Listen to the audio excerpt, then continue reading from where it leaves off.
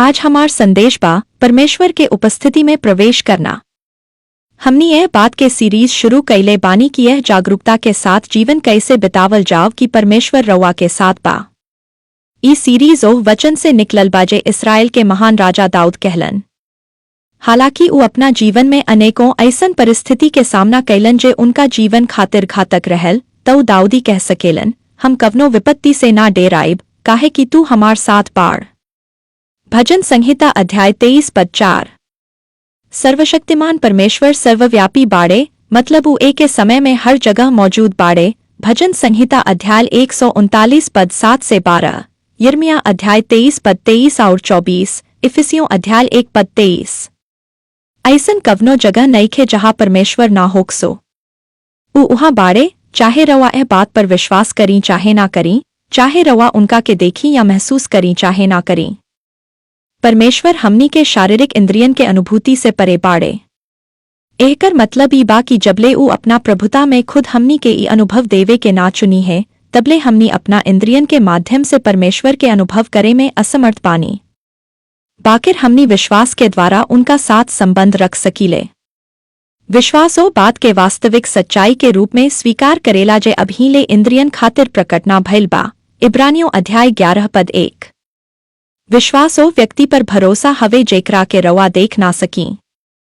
एक दिन मृत्यु के समय हमनी सीधा उनका उपस्थिति में होखब। तबले हमनी विश्वास के द्वारा उनका उपस्थिति के अनुभव करीले।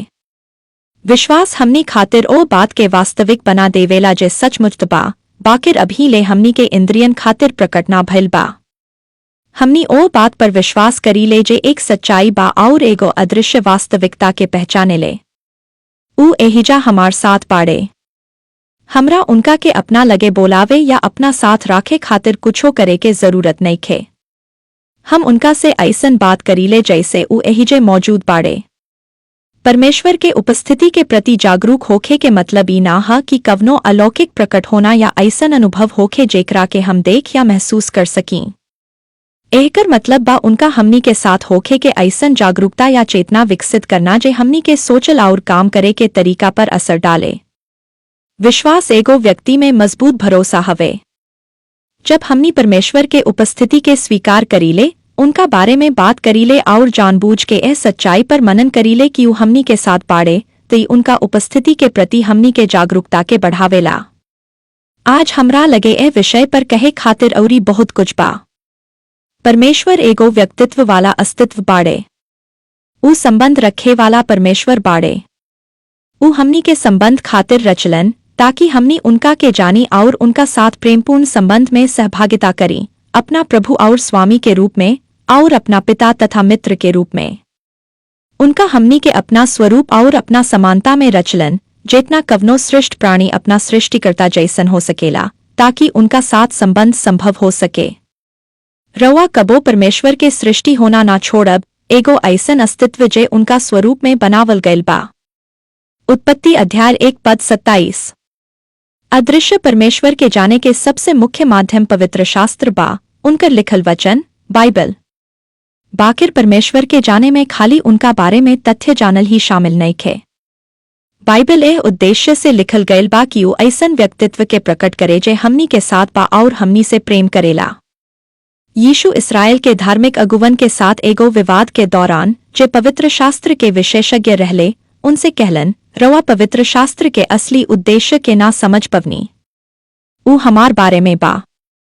यूहन्ना अध्याय 5 पद 39। रवा पवित्र शास्त्र में खोज करेले काहे कि रवा सोचेले कि ओहमे रवा के अनंत जीवन मिलेला, औरी उहे बाजे हमार गवाही देला। बाद में यीशु परमेश्वर पिता से प्रार्थना करत कहलन, यूहन्ना अध्याय 17 पद 3, अनंत जीवन ई बा कि ऊ तोहरा के जे अकेले सच्चा परमेश्वर बाड़ और यीशु मसीह के जेकरा के तू भेजले बाड़ जानसो। यूहन्ना जे यीशु के 12 प्रेरितन में से एगो रहलन, कहलन कि ऊ अपना सुसमाचार उद्देश्य से लिखलन ताकि जे लोग एकरा के पढ़े ऊ एगो व्यक्तित्व के जाने, उनका के जाने। यूहन्ना अध्याय 20 पद 30 और 31। परमेश्वर के बारे में जानल और सचमुच उनका के अनुभव के द्वारा जानल में अंतर बा। परमेश्वर के बारे में जानकारी रखल और परमेश्वर के व्यक्तिगत रूप से जानल में बहुत बड़ा अंतर बा। यूहन्ना एगो पत्र में ई भी लिखलन, हम रवा के उनका बारे में बता रहल बानी जेकरा के हम खुद सचमुच देखनी और सुननी, ताकि रवा भी हमनी के साथ सहभागिता रख सकी। और हमनी के सहभागिता परमेश्वर पिता और उनका पुत्र यीशु मसीह के साथ बा। पहला यूहन्ना अध्याय 1:3। संगति शब्द संबंध के दर्शावेला, व्यक्तियन के बीच मौजूद मैत्रीपूर्ण संबंध। संगति में बातचीत, सहभागिता, आपसी संपर्क और आनंददायक सहभाग शामिल होला। यूहन्ना लिखलन ताकि उनका पढ़े और सुने वाला लोग उनका और बाकी प्रेरितन के साथ हो संबंध में सहभागी हो सके जे उनका प्रभु यीशु के साथ रहल। पहला यूहन्ना अध्याय 1:4। अब हम ही बात रवा के एह खातिर लिखत बानी ताकि रवा के एह में शामिल देख के हमार आनंद पूरा हो जाव और रवा के आनंद भी पूरा हो जाव। संगति परमेश्वर के उपस्थिति के ऐसन चेतना बाजे आनंद पैदा करेला। पवित्र शास्त्र के उद्देश्य हमनी के उनका साथ व्यक्तिगत अनुभव या उनका प्रत्यक्ष ज्ञान में ले आवल बा। ई खाली परमेश्वर के बारे में तथ्य जानने से कहीं अधिक बा। परमेश्वर के साथ संबंध खाली बाइबल के पद उद्धृत करे से कहीं बढ़के बा। ई एगो व्यक्तित्व के साथ संबंध के रूप में जुड़ल बा। दाऊद परमेश्वर के उपस्थिति में रहे से आवे वाला आनंद के व्यक्तिगत अनुभव कैले रहले। ऊ लिखलन, भजन संहिता अध्याय 16:11। तोहार उपस्थिति में पूरा आनंद बा, तोहार दाहिना हाथ पर जे सम्मान के जगह बा, सदा सर्वदा के सुख बा। और भजन संहिता अध्याय 21:6। तू अपना उपस्थिति के आनंद से हमके बहुत अधिक प्रसन्न करेल। जब दाऊद यहूदिया के जंगल में छिपल रहले काहे कि कुछ लोग उनका के मार डाले के इरादा से उनका पीछा करत रहल, तबू परमेश्वर के उपस्थिति के स्वीकार कैलन, परमेश्वर उनका साथ बाड़े। भजन संहिता अध्याय 63:6 और 7। रात के पहर में हम जागत तोहरा बारे में सोचत बानी, पूरी रात तोहरा पर मनन करत बानी। हम सोचत बानी कि तू हमार कतना सहायता कैले बार, हम तोहार सुरक्षा देवे वाला पंखन के छाव में आनंद से गावत बानी। ऊ ई ना कहलन कि हम बाइबल के पदन के बारे में सोचत बानी, बल्कि ऊ कहलन, हम तोहरा बारे में और तोहार सहायता के बारे में सोचत बानी। बाइबल के पद अर्थपूर्ण और प्रभावशाली एह खातिर बाड़े काहे कि ऊ व्यक्तित्व जे एह वचन के प्रेरणा देहलन, ओहनी के माध्यम से खुद के प्रकट करेले। दाऊद समय निकालन कि ऊ परमेश्वर के बारे में सोचसु और अपना आप से बात करसु कि ऊ के हवे और पहिले से उनका कैसे सहायता कैले बाड़े, और फिर एह खातिर परमेश्वर के स्तुति करसु और उनका धन्यवाद देसु। हम तोहार पंखन के छाव में आनंदित होत बानी। रवा पंखन के छाव में तबले ना रह सकी जबले रवा ओ पंखन के उपस्थिति में ना होखी। ध्यान दी कि दाऊद अपना एगो दूसरा भजन में का लिखलन। ई हमनी के दाऊद के ए समझ के झलक देवेला कि परमेश्वर उनका साथ बाड़े, जे हमनी के परमेश्वर के उपस्थिति के प्रति औरी जागरूक बने में सहायता कर सकेला। भजन संहिता अध्याय 27:1-4। यहोवा हमार प्रकाश और हमार उद्धार बाड़े, त हम काहे डेराएं। हम यहोवा से खाली एगो बात मांगत बानी, और उहे सबसे अधिक चाहत बानी कि हम अपना पूरा जीवन यहोवा के भवन में निवास करें, यहोवा के सिद्धत्वन में आनंदित रही और उनका मंदिर में ध्यान करें। दाऊद के बात के सही ढंग से समझे खातिर हमनी के एगो छोटे इतिहास के बात समझे के पड़ी। जब परमेश्वर अलौकिक तरीका से दाऊद के पूर्वजन इस्राएली यहूदी के मिस्र के गुलामी से छुड़वलन, तब प्रभु उनका सामने सीनै पर्वत पर प्रत्यक्ष रूप से प्रकट भइलन और उनका एगो तंबू या मिलाप वाला तंबू बनावे के निर्देश देहलन, एगो पवित्र निवास स्थान भवन जहां हम अपना लोगन के बीच निवास कर सकी। निर्गमन अध्याय 25:8। मिलाप वाला तंबू के कई उद्देश्य रहल, जेमे से एगो ही रहल कि मनुष्य के चेतना में ए सच्चाई के स्थापित कइल जाव कि हम हमेशा तोहरा साथ बानी और तोहरा साथ रहे चाहत बानी। जब ये आखिरकार पूरा भयल, बादर मिलाप वाला तंबू के ढक लहलस और प्रभु के महिमा में उपस्थिति ओकरा के भर देहलस। निर्गमन अध्याय 40:34।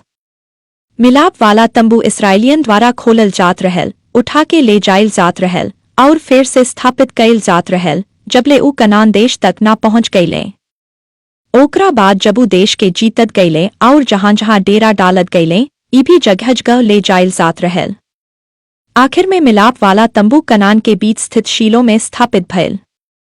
दाऊद के बेटा सुलैमान अपना पिता के बाद इस्राएल के अगिला राजा बनलन और ऊ यरूशलेम शहर में एगो मंदिर पत्थर के भवन बनवलन जे मिलाप वाला तंबू के जगह ले लेहलस। दाऊद और पूरा इस्राएल खातिर मिलाप वाला तंबू और मंदिर उहे जगह रहल जहाँ उ परमेश्वर से मिलत रहले, काहे कि सैकड़ों बरस तक उ उहा अपना उपस्थिति के प्रत्यक्ष रूप से प्रकट करत रहलन। भजन संहिता अध्याय 27 में दाऊद कहलन कि उनका सबसे बड़ी इच्छा ही रहल कि उ हमेशा प्रभु के भवन में निवास कर सो। निस्संदेह प्रभु के स्तुति करे और बलिदान चढ़ावे खातिर असली मिलाप वाला तंबू में जाय के आनंद के ओर इशारा करत रहलन, बाकिर एहमे ऐसे कहीं अधिक गहराई बा। दाऊद अपना पूरा जीवन मिलाप वाला तंबू में रह के ना बिता सकत रहलन। दाऊद और उनका बेटा सुलेमान दोनों जानत रहले कि परमेश्वर एक के समय में हर जगह मौजूद बाड़े। दाऊद लिखलन कि ऐसन कवनो जगह नहीं खे जहाँ उ जा सकसु और परमेश्वर उहा ना होकसु। भजन संहिता अध्याय 139 पद 7 और 8। जब मंदिर के समर्पण भयल तब सुलेमान प्रार्थना कैलन, का परमेश्वर सचमुच पृथ्वी पर अपना लोगन के बीच निवास करी है? देखी, सबसे ऊंच स्वर्ग भी तोहरा के धारण ना कर सकेला, तो फेरी मंदिर जे हम बनवनी उ कैसे कर सकेला? दूसरा इतिहास अध्याय 6 पद 18। दाऊद के इच्छा ही रहल कि उ लगातार प्रभु के उपस्थिति में बनल रहसु, उनकर अनुभव करसु और जहाँ कहीं भी उ होकसु प्रभु के साथ अनंत संगति और सहभागिता में जीवन बितावसु। दाऊद कहलन कि उ प्रभु के सिद्धत्वन में आनंदित होके और उनका मंदिर निवास स्थान में ध्यान करे चाहत रहले। प्रभु के सिद्धत्वन में आनंदित होके के मतलब बा परमेश्वर के महिमा और अनुग्रह के देखल या मन से अनुभव कैल। एह में अनुभव करे या गहराई से मनन करे के भाव भी शामिल बा।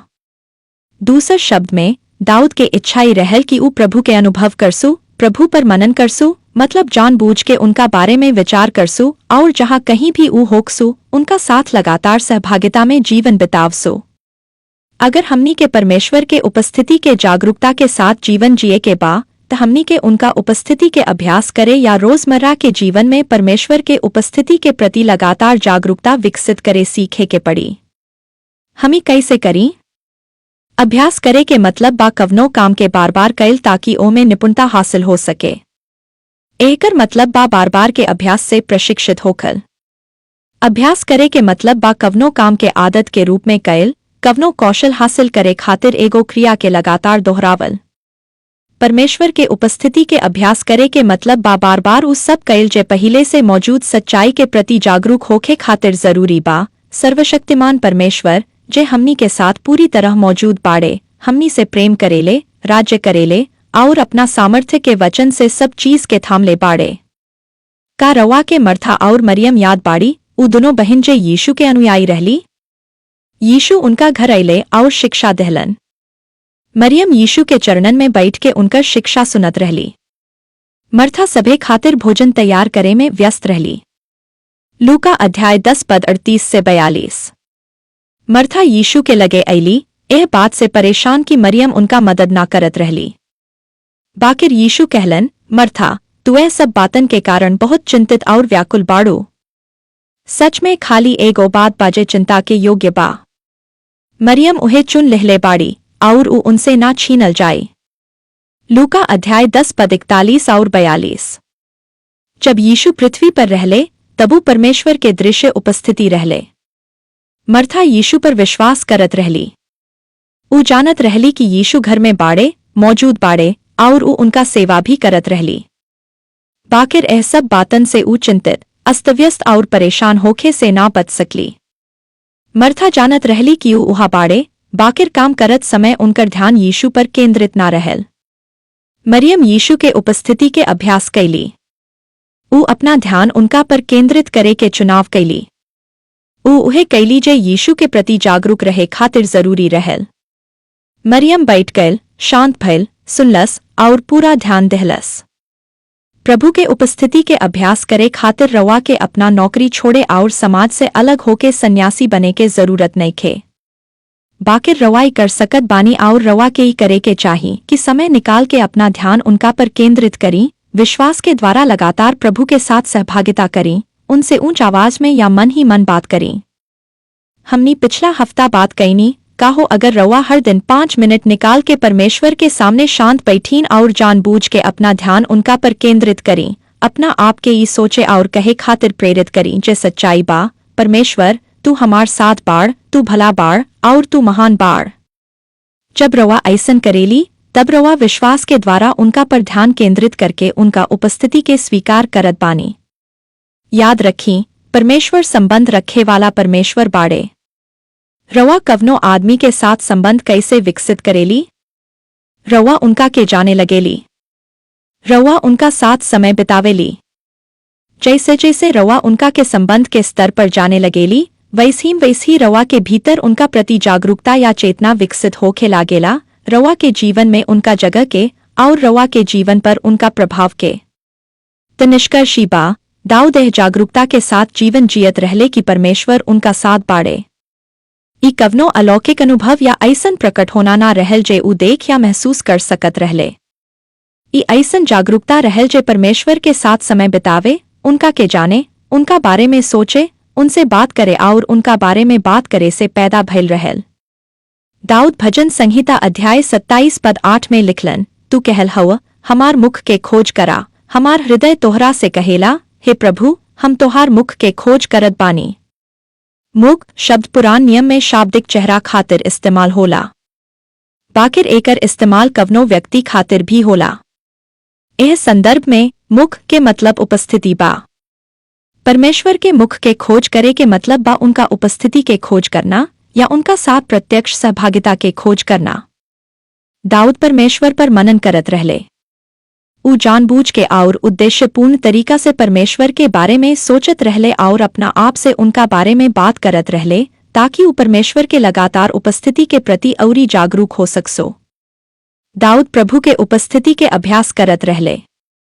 दाऊद जानत रहले कि परमेश्वर के उपस्थिति, परमेश्वर के उनका साथ होखल ही उनका उद्धार और उहे सहायता बा जेकरा जरूरत उनका हर परिस्थिति में पड़ेला, और उ एह जागरूकता के साथ जीवन जियत रहले। भजन संहिता अध्याय 42 पद 5, हे हमार प्राण, तू काहे निराश बाड़? और तू हमार भीतर काहे व्याकुल बाड़?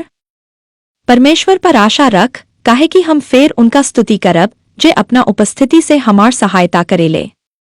आई ए संदेश के समापन भजन संहिता अध्याय 100 पद 3 और 4 के यह वचन के साथ करी, जान ली कि यहोवा ही परमेश्वर बाड़े। उहे हमनी के बनवले बाड़े और हमनी उहे के बानी, हमनी उनका लोग बानी और उनका चरवाही के भेड़ बानी। उनका फाटक में धन्यवाद के साथ और उनका आंगन में स्तुति के साथ प्रवेश करी। उनका धन्यवाद दी, उनका नाम के धन्य कही। रवा परमेश्वर के उपस्थिति में प्रवेश ना कर सकीले, काहे कि रवा पहिले से ही उनका उपस्थिति में बानी। बाकिर रवा उनका उपस्थिति के प्रति औरी जागरूक या सचेत हो सकीले। ई विश्वास के एगो अभ्यास बा। हम पहचानत बानी कि उहा के मौजूद बाड़े, भले हम उनका के देख ना सकी या महसूस ना कर सकी। हम विश्वास करीले कि उ उहा बाड़े, काहे कि उ सचमुच उहा बाड़े। उ हमार साथ बाड़े।